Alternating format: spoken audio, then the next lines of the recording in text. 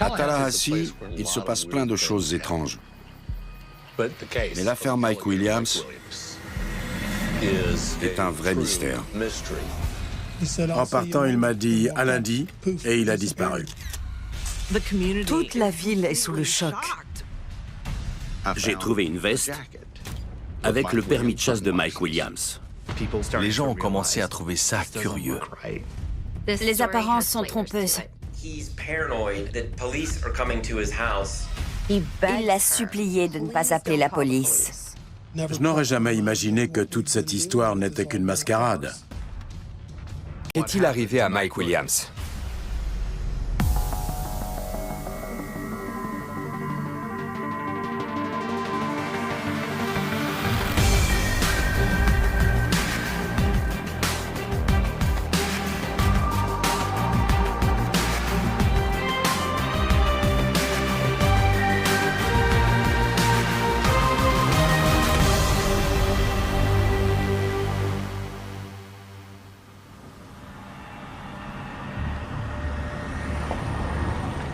Pour notre rédaction, cette histoire est un vrai polar.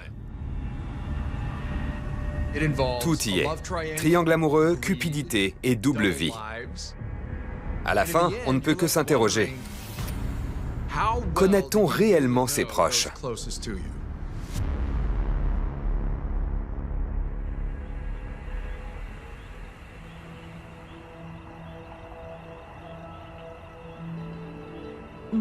Mike et Denise Williams sont ensemble depuis le lycée et en 2000, ils vivent confortablement à Tallahassee, en Floride. Ils ont eu une petite fille, Ansley.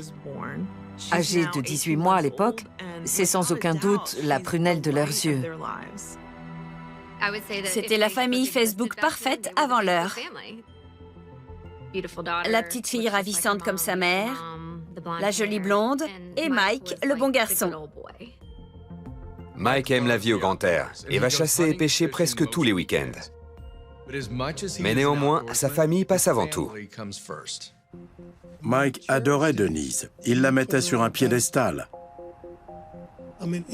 Si elle l'appelait en disant « je n'ai plus d'essence », il quittait le bureau et fonçait faire le plein pour elle. Il était très attentionné. Mike et Denise avaient réussi. Denise était comptable, Mike était expert immobilier et gagnait extrêmement bien sa vie. Ansley était tout pour eux. Mike était un papa génial. Un jour, après m'avoir laissé un message, il avait mal raccroché et je l'avais entendu chanter une chanson à sa fille. C'était drôle. C'était un bon père.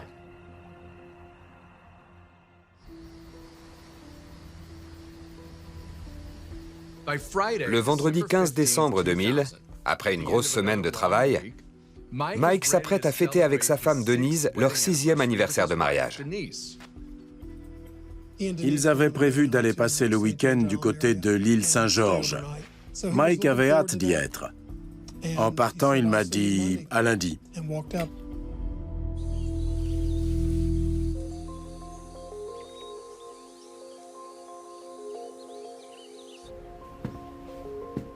Le lendemain, le 16 décembre, Mike se lève de bonne heure pour aller chasser le canard au lac Séminole avant leur petite escapade de 2 jours.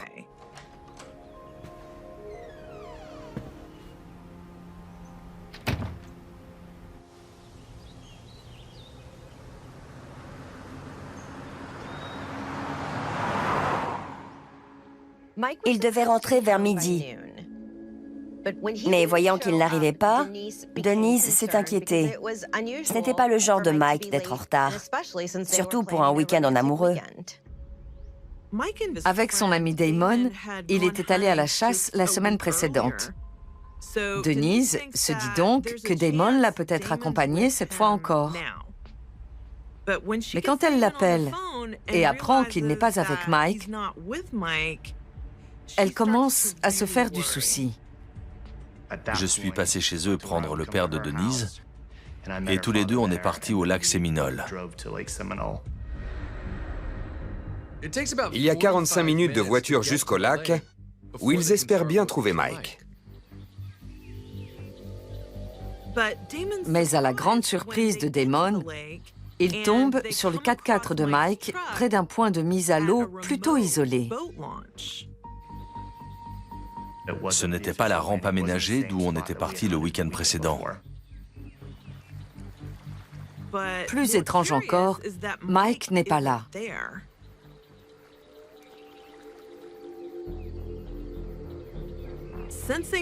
Inquiet, le père de Denise donne l'alerte.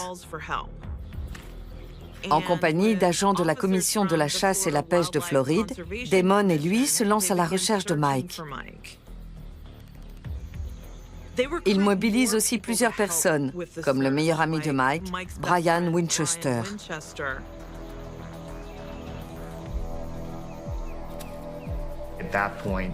On a commencé à marcher le long de la rive. On a aussi parlé à tous les chasseurs qui étaient venus très tôt sur le lac, mais personne n'avait vu un homme ressemblant de près ou de loin à Mike. Ce soir-là, un front froid fait tomber la température en dessous de 0. Pour la sécurité de tous, la battue est interrompue jusqu'au lendemain matin. Quand le jour se lève, Mike a disparu depuis 24 heures. Cette fois, les recherches s'intensifient. Quand je suis arrivé sur place le dimanche matin, il y avait beaucoup de monde. La battue prenait de l'ampleur. Il y avait plusieurs hélicoptères, des bateaux et de nombreux volontaires. Peu après, Brian Winchester et son père ont découvert la barque de Mike. Elle se trouve à 70 mètres environ de l'endroit où son 4x4 est garé. Mais elle était cachée par les roseaux et les herbes hautes. Évidemment, on l'a fouillée. Dedans, il y avait un grand sac de leurre et son fusil dans son fourreau. Le fusil est rangé dans son fourreau et les leurres n'ont pas été sortis du sac.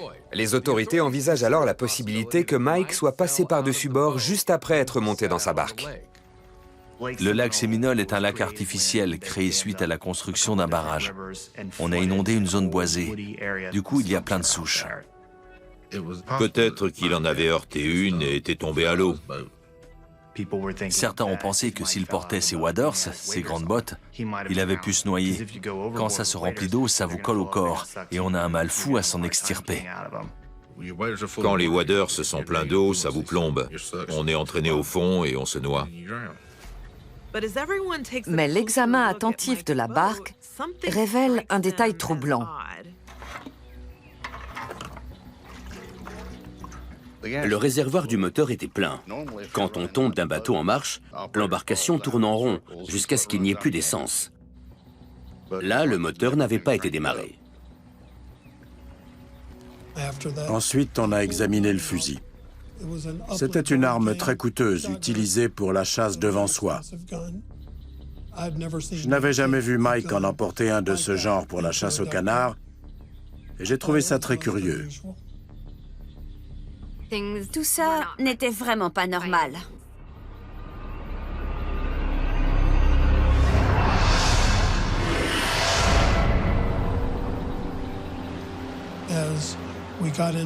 La semaine suivante, quelques jours avant Noël, l'ambiance est devenue lugubre. Désormais, l'objectif des recherches était de retrouver le corps de Mike. Tous les jours, divers services de recherche sondaient le moindre centimètre carré près de la berge dans l'espoir de trouver quelque chose. On avait aussi fait venir des chiens détecteurs de cadavres de tout le pays.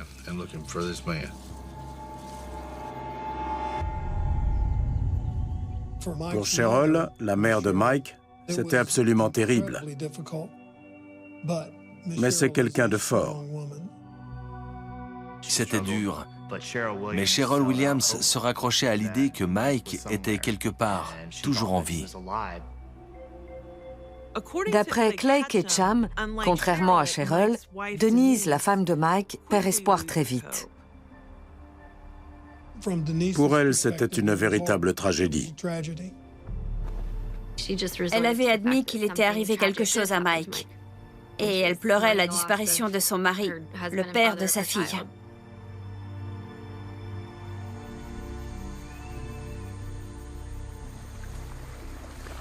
Mike Williams a disparu depuis 2 semaines, quand juste avant le Nouvel An, un pêcheur trouve une casquette dans la zone des recherches.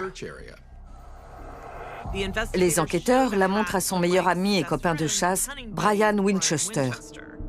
Celui-ci déclare qu'elle ressemble à l'une de celles de Mike, mais qu'il n'en est pas sûr. Mais la casquette ne semblait pas avoir séjourné dans l'eau. Il n'y avait ni algues ni vases dessus. C'est d'autant plus étrange que quelques jours auparavant, ce secteur avait été passé au crible, en vain. Pourtant, les enquêteurs pensent que la casquette appartient à Mike. Elle prouve qu'il était là. Pourquoi ne le retrouve-t-il pas? Cette découverte conduit les enquêteurs à envisager une théorie macabre. Brian Winchester m'informait de la progression des recherches. Il m'a dit « Je suis désolé, mais il se peut que Mike ait été dévoré par des alligators. » Ces animaux pullulent dans le lac Séminole. On a supposé qu'il était tombé, s'était noyé et avait été dévoré ensuite, ou qu'il avait été entraîné par l'un d'eux alors qu'il marchait dans l'eau. La police fait rechercher les traces d'ADN sur la casquette. Si Mike avait été dévoré, il y aurait eu beaucoup de sang et de tissu. On en retrouverait forcément sur la casquette ou à côté. Mais il n'y a aucune trace de l'ADN de Mike sur la fameuse casquette. Les autorités consacrent plus de 700 heures de travail à passer au crible une zone de 4 hectares autour du lac Séminole. Jamais des battues n'auront été aussi poussées depuis 1957, date à laquelle le lac avait été ouvert au public. Malgré ça, les enquêteurs ne sont pas plus avancés que le jour où la barque de Mike Williams a été découverte 2 mois plus tôt. C'est pourquoi le 10 février 2001, les autorités mettent fin aux recherches. Denise fait célébrer un service à la mémoire de son mari dès le lendemain. Bien qu'elle reste convaincue que son fils est encore en vie, Cheryl Williams y assiste pour soutenir sa belle-fille. Pendant la cérémonie, je regardais Denise et j'avais le cœur brisé pour elle et pour Ansley.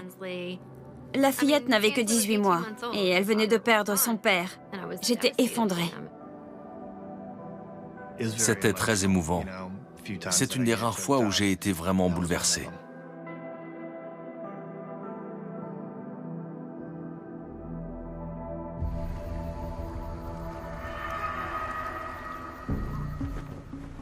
Une semaine et demie plus tard, la Commission de la chasse et la pêche de Floride publie le rapport d'accident de Mike Williams. Il n'y a aucune preuve qu'il se soit noyé ou soit tombé de la barque. Si les autorités pensent qu'il est passé par-dessus bord, le rapport d'accident ne peut conclure qu'une seule chose. Mike est porté disparu.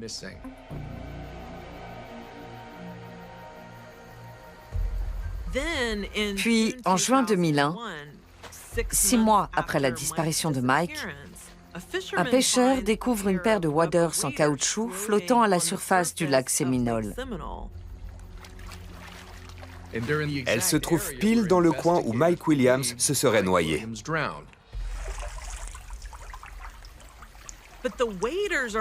Mais ces waders sont comme neufs. Les enquêteurs en déduisent qu'ils ne se trouvaient pas dans l'eau depuis très longtemps. Certes, il n'y avait pas de marque de dents d'alligator, mais on a pensé au bon sang. Les autorités contactent alors Brian Winchester, le meilleur ami de Mike Williams, qui affirme que les waders se ressemblent à ceux de Mike. Les autorités font procéder à une analyse génétique. Ça ne donne rien.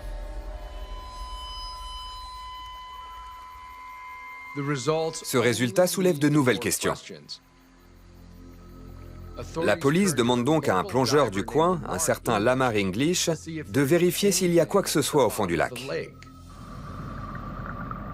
Je me suis rendu sur la zone du lac qui avait été délimitée après la découverte des waders.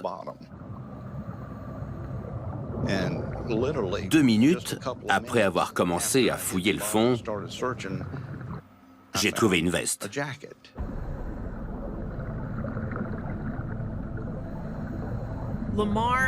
Lamar English explore le secteur pour essayer de trouver autre chose.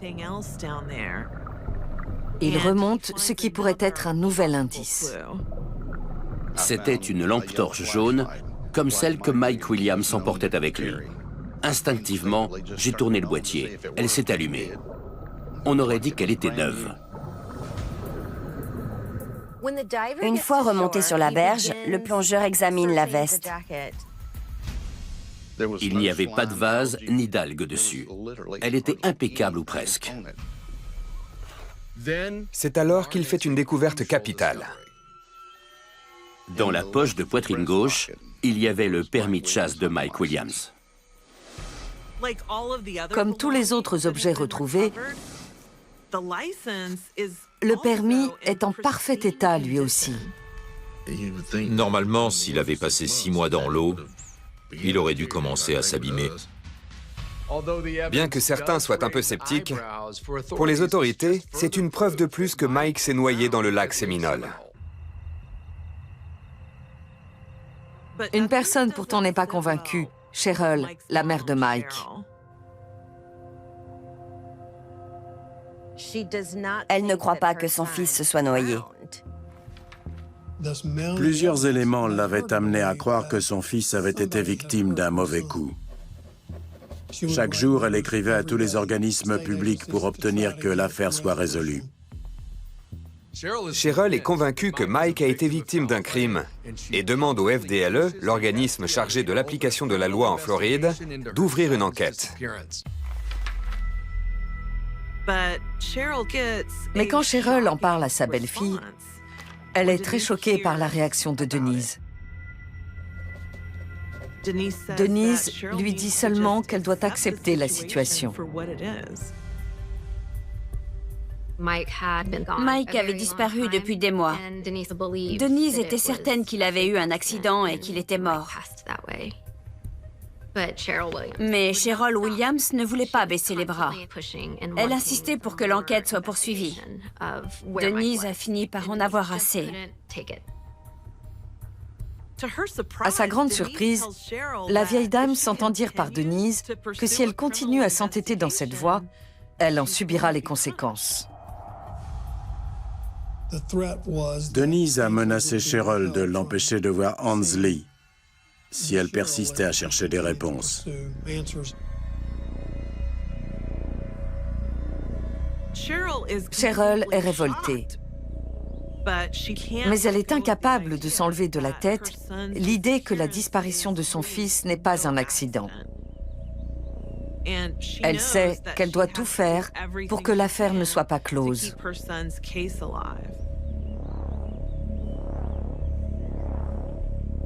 On ne peut pas lutter contre l'amour d'une mère, parce que jamais elle ne renoncera.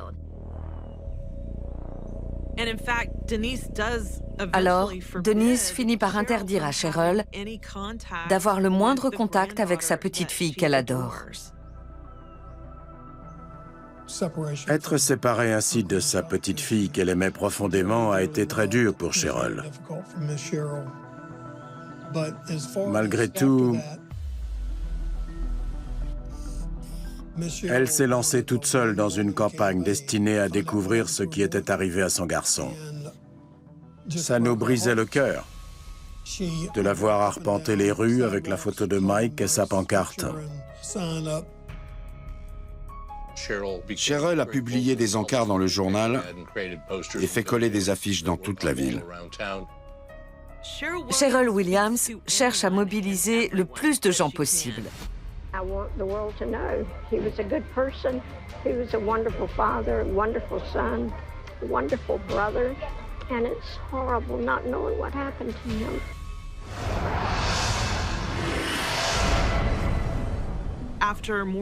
Après avoir harcelé le FDLE pendant plus de 3 ans, elle reçoit une lettre susceptible de faire bouger les choses. Cheryl Williams avait contacté un spécialiste des alligators à l'Université d'État de Floride. C'est comme ça qu'elle a appris que ces animaux ne mangeaient pas l'hiver, parce qu'ils hibernent plus ou moins. Et même si ce n'était pas le cas, il est impossible qu'un alligator dévore quelqu'un sans qu'il ne reste rien. C'est très violent et ça laisse forcément des traces. Or, il n'y en avait pas. Cheryl comprend immédiatement que la disparition de Mike n'est due ni à un accident, ni à l'attaque d'un alligator. Perdre une seconde, Cheryl se rend au FDLE.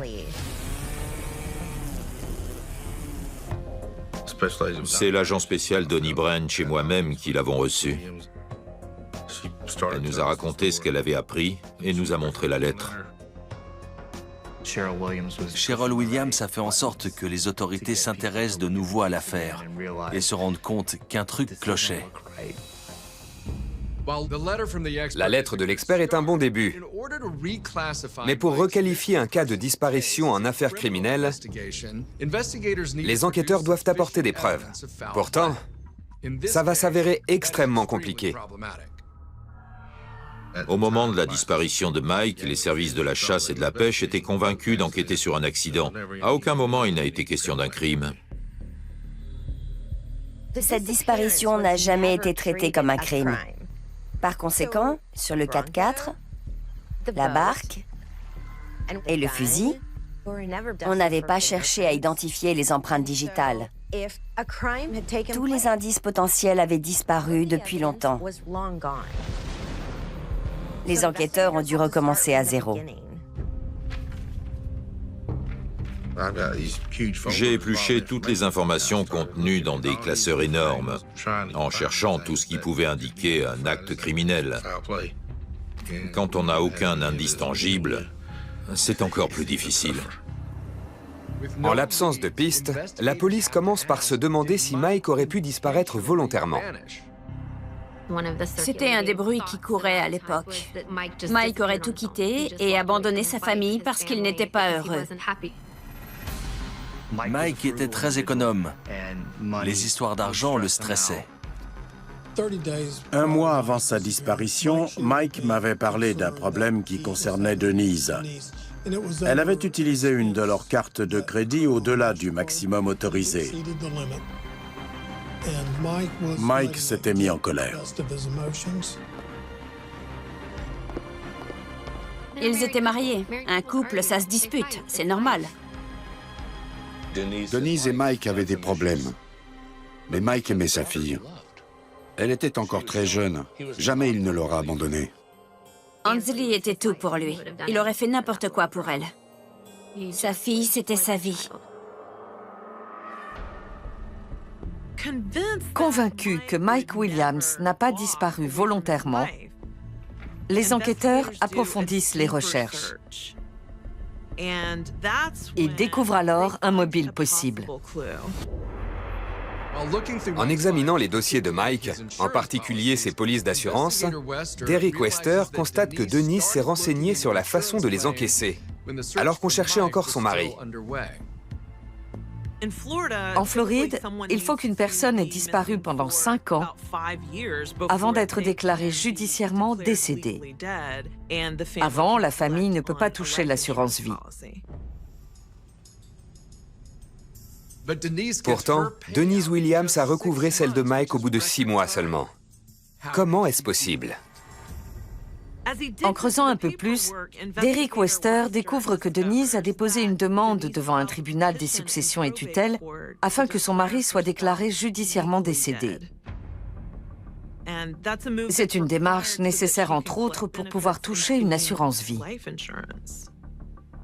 C'est ainsi que le 29 juillet 2001, un juge signe le certificat de décès présumé de Mike Williams.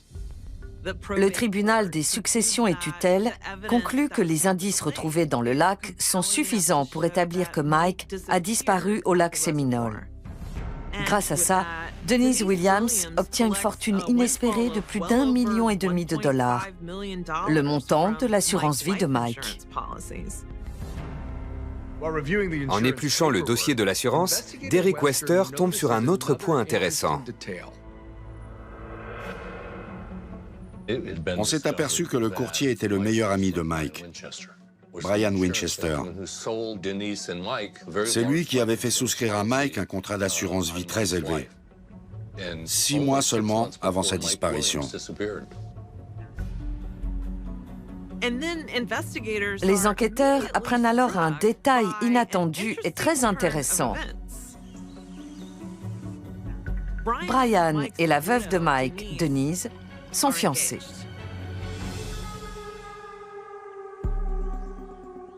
Ça nous a un peu étonnés. Mais le fait est que Brian Winchester et sa femme ont divorcé et que Brian et Denise se sont mis ensemble. J'ai été surpris, mais c'était dur pour eux. Elle avait perdu son mari et lui son meilleur ami. On a toujours entendu dire que c'était la disparition de Mike qui les avait rapprochés. Mais Derek Wester se demande si Brian et Denise n'avaient pas une liaison avant. Et s'ils ne s'étaient pas entendus pour éliminer Mike et toucher l'argent de l'assurance. Les enquêteurs décident d'interroger Denise et Brian en espérant obtenir les réponses qu'ils cherchent. Mais l'audition de Denise ne se passe pas du tout comme ils l'avaient prévu. Denise s'est fait assister par un avocat et a tenu à exercer ses droits. De fait, l'entretien a été glacial. Elle s'abstenait de répondre et attendait que son avocat fasse objection à la question. Si on n'est pas coupable et qu'un avocat est présent, pourquoi refuser de répondre ? Au lieu d'apprécier les efforts des enquêteurs pour retrouver Mike, elle reste de marbre. Je ne comprenais pas pourquoi cette femme était fermée comme une huître. Je n'ai jamais eu autant de mal à essayer de tirer les vers du nez de quelqu'un. En revanche, quand les enquêteurs convoquent Brian, celui-ci se montre étonnamment bavard. À la première audition, on lui a seulement demandé de nous fournir son alibi. Il a expliqué qu'après s'être levé, il était resté chez lui jusqu'à 15 heures, heure à laquelle il s'était rendu chez ses beaux-parents pour une réunion de famille. Il est même allé jusqu'à décrire le véhicule qu'il conduisait. Mais la police s'était déjà renseignée. Ils avaient parlé à l'ex-femme de Brian. Son alibi n'était pas exact. Son ex-épouse et sa famille affirment que Brian n'est arrivé qu'à 17 h l'après-midi du jour où Mike a disparu. Derek Wester apprend également que la semaine où avait eu lieu la cérémonie funèbre, Brian Winchester avait consulté un avocat pour savoir comment faire pour qu'une personne disparue soit déclarée décédée. Cet avocat lui avait fourni la liste des éléments nécessaires pour obtenir un certificat de décès présumé. Il fallait entre autres un ou plusieurs objets ayant appartenu à Mike et qui auraient été repêchés dans le lac.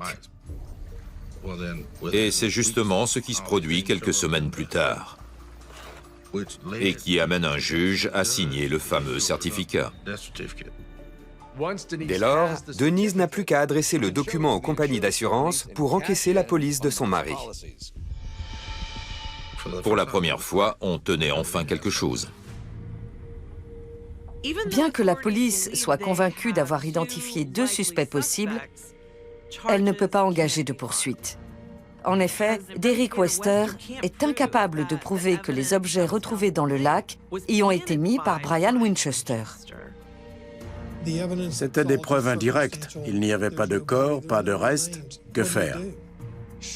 Tant que les suspects n'avouent pas, les policiers n'ont pas le choix.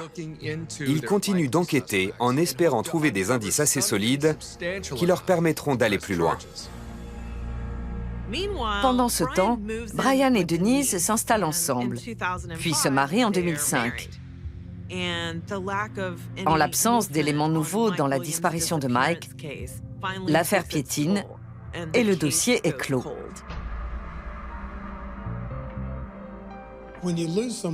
Quand on perd un proche et que l'enquête n'aboutit pas, c'est impossible de faire son deuil. On n'avance pas, il y a trop de questions sans réponse. Au fil du temps, c'est devenu une obsession pour la mère de Mike. Until God tells me in my heart that that child is dead, I cannot give up looking for him.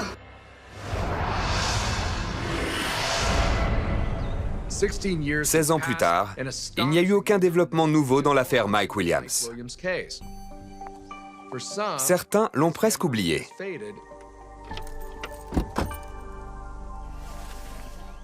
Le matin du 5 août 2016, Denise monte dans sa voiture et part travailler. Elle est en train de conduire quand brusquement un homme caché sur la banquette arrière passe sur le siège avant. Il braque un pistolet sur elle et lui dit de rouler. Denise est abasourdie de reconnaître son second mari, Brian. Il est fou de rage. Brian était alcoolique et apparemment buvait énormément.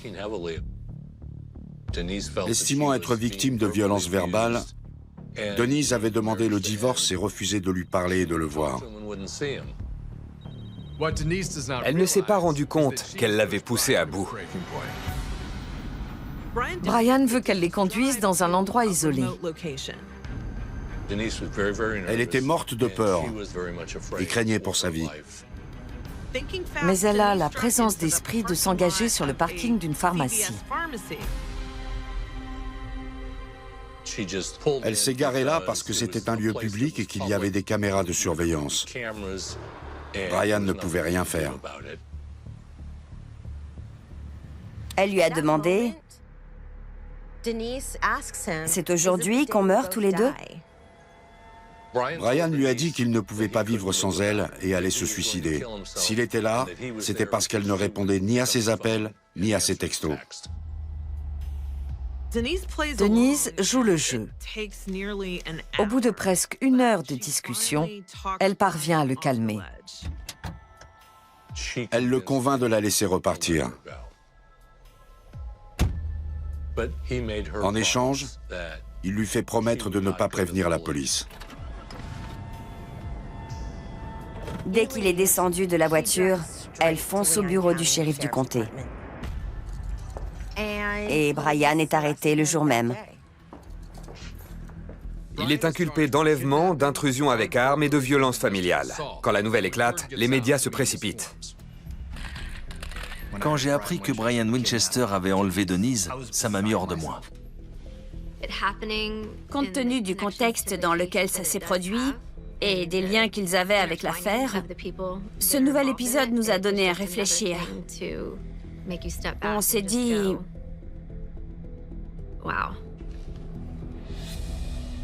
Le casier judiciaire de Brian était vierge. Il n'avait jamais eu de démêlé avec la justice. Comment en était-il arrivé là? Pendant l'enquête, la police découvre que le jour de l'enlèvement, Brian avait déjeuné avec un ami. Quand elle interroge ce dernier, il explique pourquoi Brian a agi ainsi. I think he's paranoid that police are coming to his house saying that they've been talking to Denise, and once the divorce is final, she is going to tell them what really happened with this guy that died. Do you remember the person's name? Something Williams. Il doit répondre de plusieurs chefs d'accusation, dont l'enlèvement de sa femme. Brian choisit de ne pas contester l'accusation d'enlèvement avec arme. Au tribunal, Brian Winchester apparaît comme un homme brisé. Il pleure et demande pardon à plusieurs reprises. Il a honte. Denise Williams. Le seul témoin à charge était Denise. Quand elle s'est adressée au juge, elle tremblait. Elle tremblait comme une feuille. I live each day with the fear of his retaliation. for my decision to tell. He will finish what he has started, no matter what age he is when he's released. It comes down to my life or his, and I'm asking you, please, to choose mine. La question que tout le monde s'est posée pendant l'audience, c'était « Va-t-il y avoir des révélations sur la disparition de Mike Williams ?» Mais au cours de sa déposition poignante, à aucun moment, Denise n'évoque l'affaire qui n'a jamais été résolue. Le 19 décembre 2017, à la suite d'une transaction judiciaire, la peine de Brian Winchester est prononcée par le juge.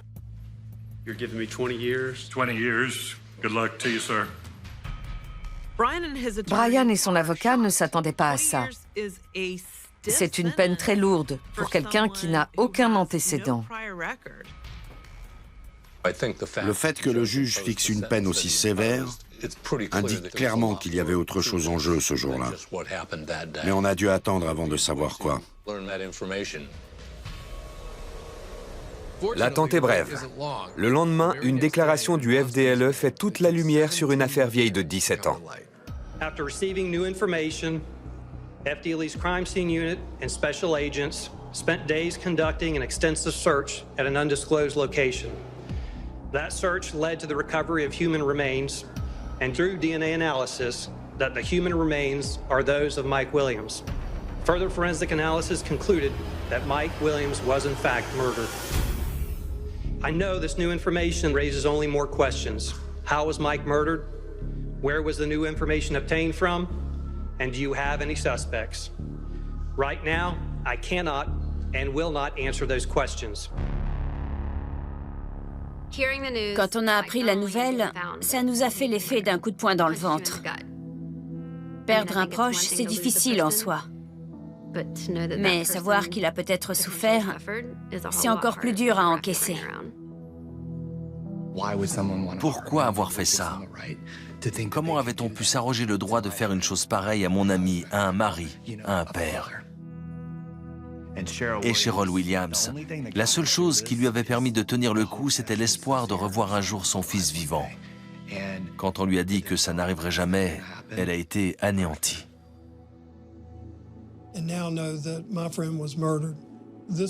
Aujourd'hui, je sais que mon ami a été assassiné.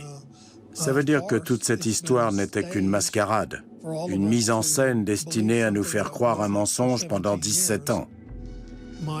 Mike ne s'est pas noyé pendant une partie de chasse sur le lac Séminole. Son corps a été découvert au bout d'une route au nord de Tallahassee, une impasse qui débouche sur le lac Carr.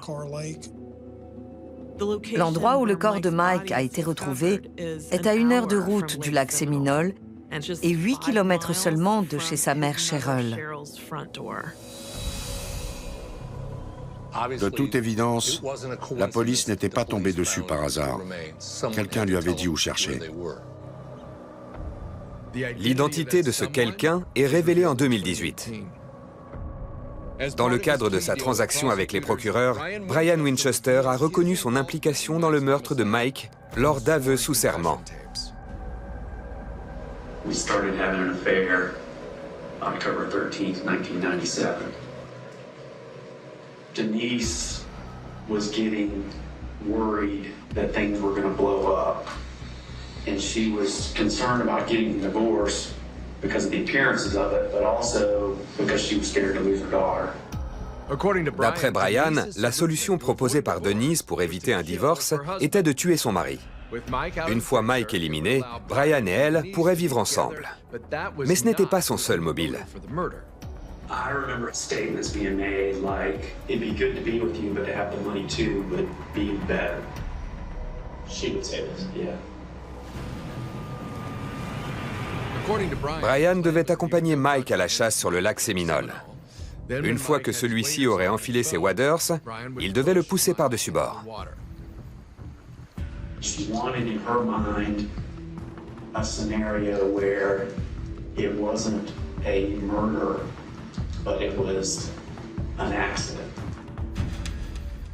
Le problème est qu'après avoir été poussé à l'eau par Brian, Mike ne coule pas à pic. Au contraire, il parvient à enlever ses waders et Brian panique.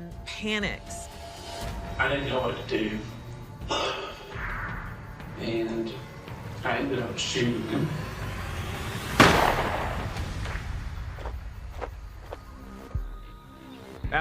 Après le meurtre, Brian transporte le cadavre de l'autre côté de Tallahassee, tout au bout de Gardner Road. Was this an area that you frequented? I knew the area. Là, il enterre le corps de son meilleur ami dans un trou boueux un peu profond. Il était habillé et portait encore son alliance.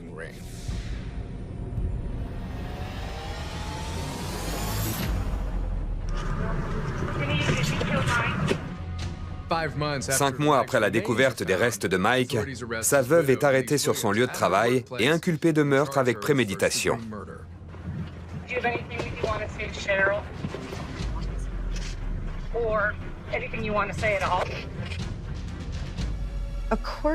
L'avocat de Denise affirme qu'elle est innocente et qu'elle n'a rien à voir avec la mort de son mari.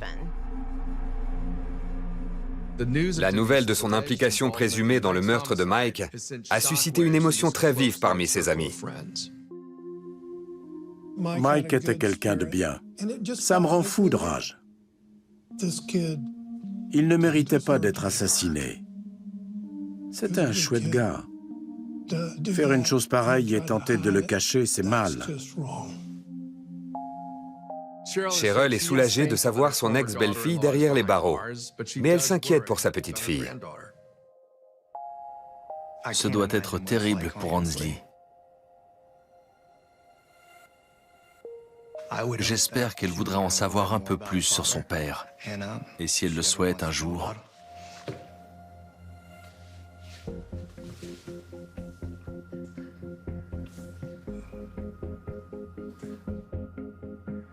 Tant que cette histoire ne sera pas terminée, tant qu'il n'y aura pas eu de procès et de verdict, on ne pourra pas faire notre deuil.